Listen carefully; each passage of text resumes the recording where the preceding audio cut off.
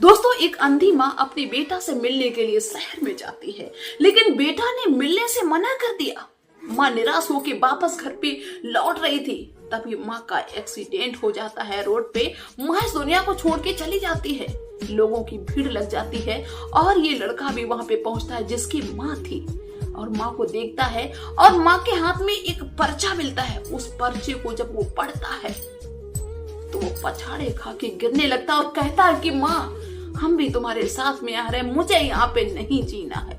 आखिर में उस अंधी माँ ने उस पर्चे में क्या लिखवाया था, जिसके चलते वो बेटा भी कहने लगा कि माँ, मुझे तुम्हारे पास में आना है, जबकि उसने अपनी माँ से मिलने तक के लिए मना कर दिया था। दोस्तों, ये कहानी सुन के आपकी आंखों में आंसू आ जाएंगे। बहुत ही दुख भरी कहानी है, बहुत ही हार्ट टचिंग स्टोरी है। तो बस थोड़ा सा समय निकालिए, इसको सुनिए और अपनी राय अवश्य दीजिए। आप सभी का बहुत बहुत स्वागत है मेरे YouTube चैनल में एक और नए वीडियो में।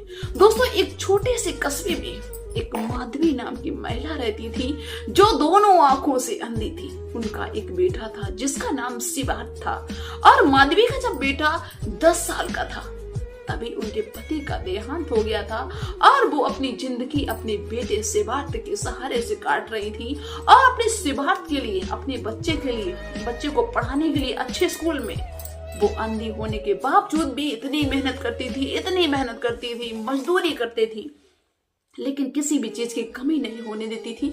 सिद्धार्थ जिस भी चीज को मांगता था, माँ तुरंत पूरा करने की कोशिश करती थी। माँ को हमेशा इस चीज की लालसा रहती थी कि एक दिन मेरा बेटा बड़ा आदमी बनेगा, मेरा नाम रोशन होगा, इसके पिताजी का नाम रोशन होगा, वो अच्छे से अच्छे स्कूल में अपने बच्चे को पढ़ाती हैं।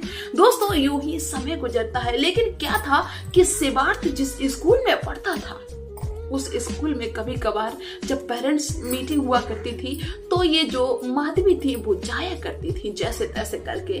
तो वहां जो उसके सगे साथी थे वो जानते थे कि इसकी माँ जो है वो अंधी है, तो इसको चिढ़ाते थे, सिद्धार्थ को चिढ़ाते थे बच्चे उसके साथ के कि तुम्हारी तो माँ अंधी है, अंधी का बेटा है।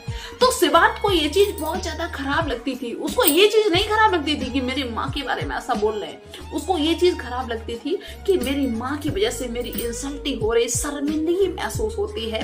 काश मेरी माँ अंधी ना होती, या अंधी है तो मेरे स्कूल में कभी ना आए, मेरी बहुत बेइज्जती होती मेरी दोस्तों में, मेरी माँ की वजह से मेरी कोई इज्जत नहीं है। और यहीं से धीरे धीरे दोस्तों सिद्धार्थ के मन में अपनी माँ के प्रति हीन भावना पैदा हुई, जबकि वो माँ दिन रात मर रही, दिन रात तपस्या कर रही, आंखें नहीं है, कुछ दिखाई नहीं दे रहा है, इसके बावजूद भी कि मेरा बेटा बड़ा आदमी बन जाए। लेकिन सिद्धार्थ के मन में दिन पे दिन अपनी माँ से नफरत होती जा रही, माँ से अच्छे से बोलता भी नहीं, बात भी नहीं करता, माँ के पास में बैठता भी नहीं, और ये सोचता है कि भगवान ऐसी माँ देने से अच्छा है कि माँ ना ही होती तो अच्छा। माँ को इसकी बिल्कुल भी भनक नहीं।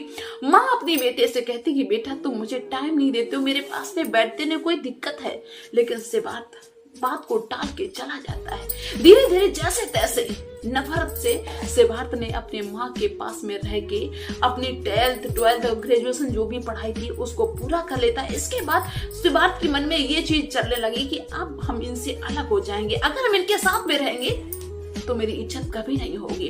सिद्धार्थ एक दिन अपनी माँ से कहता है कि माँ, हम शहर में अब जा रहे, मेरी पढ़ाई पूरी हो गई, अब हम बड़े शहर में जा रहे और वहां पे काम करेंगे जाके, और वहां पे जब एक बड़ा सा घर ले लेंगे तब हम तुमको यहाँ से ले जाएंगे आके। पहले तो माँ मना करती है, लेकिन फिर माँ कह देती ठीक है बेटा, लेकिन बीच बीच में घूम जाया करना आके।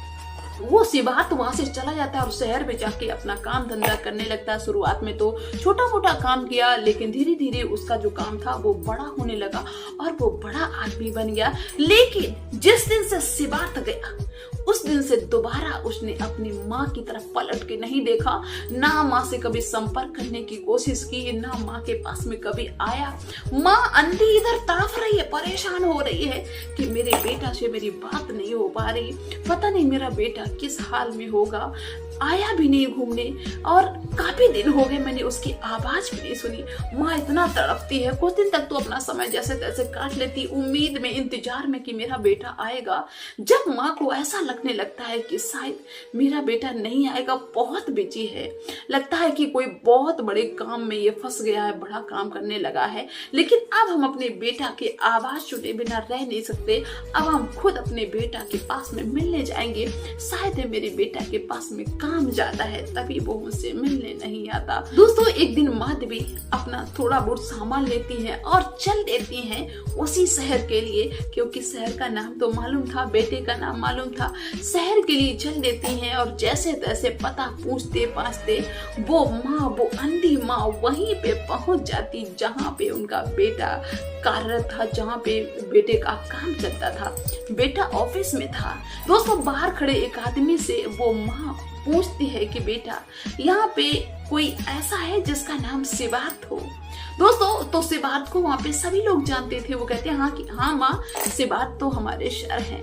तो बूढ़ी माँ कहती है कि बेटा, सिद्धार्थ से ये कह दो कि गांव से तुमसे कोई मिलने आया है। दोस्तों, उस व्यक्ति ने जाके सिद्धार्थ को अंदर ऑफिस में बताया कि गांव से कोई आपसे मिलने के लिए आया है। तो सिद्धार्थ ने क्या किया कि खिड़की खोली और खिड़की खोल के देखा कि माँ खड़ी हुई है, उसकी अंधी माँ जिससे वो इतनी नफरत करता है।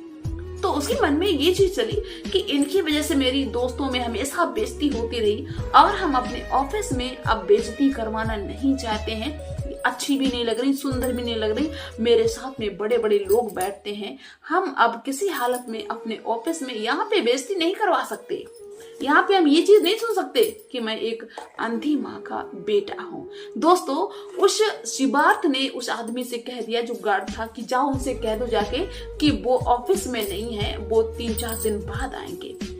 उस व्यक्ति ने यही कह दिया उस अंधी माँ से कि वो अभी नहीं है, 3-4 दिन के लिए काम से गए हैं बाहर, अभी नहीं मिल पाएंगे। वो बूढ़ी माँ बहुत ज्यादा निराश हो जाती है और चल देती है वापस और कहती कि भगवान, कैसा ये समय है, किस वक्त हम घर से निकले, बिल्कुल भी अच्छा समय नहीं था। मेरे बेटा से मेरी मुलाकात नहीं हो पाई, मेरा बेटा मुझे मिल नहीं पाया, अब मैं करूँ तो क्या करूँ। माँ तड़पती है, रोती है और सिद्धार्थ अंदर से देखता है कि ये भी गई कि नहीं गई। जब सिद्धार्थ ये देख लेता कि ये बैठी हुई है तो सिद्धार्थ बिल्कुल भी निकलने की कोशिश नहीं करता है। दोस्तों, कुछ देर तक तो माँ इंतजार करती रही। इसके बाद में माँ ने सोचा कि बेटा नहीं मिलेगा। माँ चल देती है कि चलो अब वापस घर चलते हैं, फिर कभी देखेंगे, फिर कोशिश करेंगे दोबारा आने की। माँ चली जाती है। सिद्धार्थ ने देखा कि माँ चली गई तो सिद्धार्थ अब लंबी सांस लेता है, कहता चलो जान छूटी, और वो अपने काम के सिलसिले में अपनी गाड़ी को उठाता है और दूसरी जगह जाने के लिए भाई तैयार हो जाता है। गाड़ी पे बैठता है और जाने लगता है। थोड़ी दूर पे सिद्धार्थ पहुंचता है तो देखता है कि भीड़ लगी हुई है। तो उसने अपनी गाड़ी को रोका, देखा तो वहां पे एक बुजुर्ग का एक्सीडेंट हो गया था, बुजुर्ग महिला का। जब वो ध्यान से देखता है तो बुजुर्ग महिला उसकी माँ। दोस्तों, सिद्धार्थ की माँ चली गई लेकिन सिद्धार्थ को कोई ज्यादा फर्क नहीं पड़ा। लेकिन जब सिद्धार्थ की नजर गई कि माँ के हाथ में एक पर्चा है, खत है, तो वो उसको निकालता हाथ से, क्योंकि हाथ की मुट्ठी बंधी हुई थी, उसको निकालता है और जैसे ही उसको पढ़ता है तो तेज तेज रोने लगता है, चिल्ला चिल्ला के रोने लगता है। दोस्तों, लोग चौंक गए कि भाई ये क्यों रोने लगा आदमी, इसका कौन है ये। तो वो चीख चीख के कहता है कि माँ, हम भी तुम्हारे साथ में आ रहे, माँ मुझे यहाँ पे नहीं रहना, माँ तुम्हारे साथ में रहना। यहाँ तक कि लोगों को संभालना मुश्किल हो गया सिद्धार्थ का। आखिर में उस पर्चे में ऐसा क्या लिखा था कि अभी तो ये अपनी माँ से इतनी नफरत कर रहा था, लेकिन बाद में ऐसा क्या इसने देख लिया। दोस्तों, जब वो माँ वापस होने लगी थी, जब बेटा नहीं मिला था, तो उस माँ ने सोचा कि पता नहीं मेरे बेटा से मेरी मुलाकात कब होगी। तो ऐसा करते हैं कि कुछ चीजें अपने बेटा के लिए हम लिखवा लेते हैं। अगर गांव में भी हम हुए, बाई चांस कभी ऐसा समय आ गया कि हम नहीं हुए, तो ये पर्चा रखा होगा तो मेरा बेटा इसको पढ़ के बहुत ज्यादा खुश होगा। दोस्तों, इसी उद्देश्य से उस माँ ने वो जो गार्ड खड़ा हुआ था उससे लिखवाया था। उस पर्चे में क्या लिखवाया था? माँ ने ये लिखवाया था कि बेटा, मुझे इतनी ज्यादा खुशी होती है, इतनी ज्यादा खुशी होती है कि मेरा बेटा एक बड़ा आदमी बन गया, लेकिन अगर अपने बेटे के इस कामयाबी को हम देख पाते तो मुझे बहुत अच्छा लगता। अभी तो मुझे अच्छा लग रहा, बहुत अच्छा लगता। काश मैं अपनी आंखों से अपनी बेटे की कामयाबी को देख पाते, लेकिन क्या करें, मेरी आंखें नहीं हैं। लेकिन कोई बात नहीं, कम से कम मेरा बेटा तो कामयाब है। मेरी आंखें मेरे बेटा की तो काम आ रही हैं। दोस्तों, माँ ने लिखा कि बेटा, अपनी बेटे के लिए कि बेटा, जब तुम 4 साल के थे तुम्हारी दोनों आंखें खराब हो गई थी और डॉक्टर ने कहा था कि इस बच्चे को जिंदगी में कभी दिखाई नहीं देगा। तो मुझे ये बिल्कुल भी मंजूर नहीं था। मैंने डॉक्टर से बात की कि डॉक्टर, कुछ तो ऐसा करो जिससे मेरा बेटा इस दुनिया को देख पाए, मेरा बेटा कामयाब बने, बड़ा आदमी बने। तो डॉक्टर ने कहा कि कोई अगर अपनी आंखें इसको दे सकता है तो ये अपनी आंखों से देख पाएगा। उसी दौरान बेटा, मैंने अपनी दोनों आंखें तुम्हें दे दी, तुम्हें डोनेट कर दी दोनों आंखें, जिससे हम तो अंधे हो गए लेकिन मेरा बेटा बड़ा आदमी बन गया। मेरा बेटा इस दुनिया को देख रहा है, मुझे बहुत ज्यादा खुशी है। और मेरे जब भी प्राण निकलेंगे बहुत खुशी से निकलेंगे कि मैंने अपने बेटा के लिए इतना त्याग किया। दोस्तों, जब ये बात सिद्धार्थ को पता चलती है कि मेरी माँ सिर्फ इसलिए अंधी है कि मेरी माँ ने अपनी दोनों आंखें मुझे दी है, आज अपनी माँ की आंखों से हम इस दुनिया को देख रहे, सिद्धार्थ चीखता है, चिल्लाता है, कहता है कि माँ, इस दुनिया में हम रह के क्या करेंगे। और बहुत पछताता है कि अपनी माँ से मैंने मिलना उचित नहीं समझा, शर्मिंदगी की वजह से। अगर मेरी दोनों आंखें अंधी होती तो शायद है कि हम बेशक मजाक का पात्र बनते, लेकिन मेरी माँ का मजाक लोगों ने उड़ाया, हम उसी में शामिल हो गए। मैं कितना बुरा बेटा हूँ, मैं जीना नहीं चाहता हूँ। जैसे तैसे करके लोग सिद्धार्थ को समझाते हैं, लेकिन सिद्धार्थ रोते रोते पागल हुआ जा रहा है और जैसे तैसे अपनी माँ का अंतिम संस्कार करता है। उसके अंदर ये जो दुख है, ये जो कष्ट है, जिंदगी भर के लिए हो जाता है।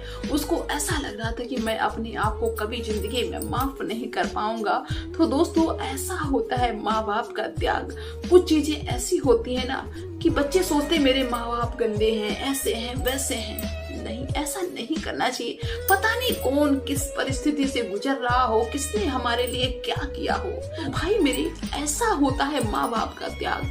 तो कभी भी अपने माँ के और पिता के प्रति शर्मिंदगी महसूस न करना कि मेरी माँ अच्छी नहीं लग रही, मेरे पिता अच्छे नहीं लग रहे। ये मान लीजिए, माँ बाप के होते हुए आपके पास बहुत बड़ी दौलत है। तो उम्मीद करते हैं कि आप लोग कभी भी इस तरह का काम नहीं करेंगे। तो चलिए मिलते हैं फिर नेक्स्ट वीडियो में ऐसी अच्छी सी स्टोरी के साथ में। जो भाई बहन मुझे पहली बार देख रहे हैं, मेरे चैनल को सब्सक्राइब जरूर कर लें, ताकि जब भी हम कोई ऐसा वीडियो पब्लिक करें सबसे पहले आप तक पहुंचे। बाय सभी को।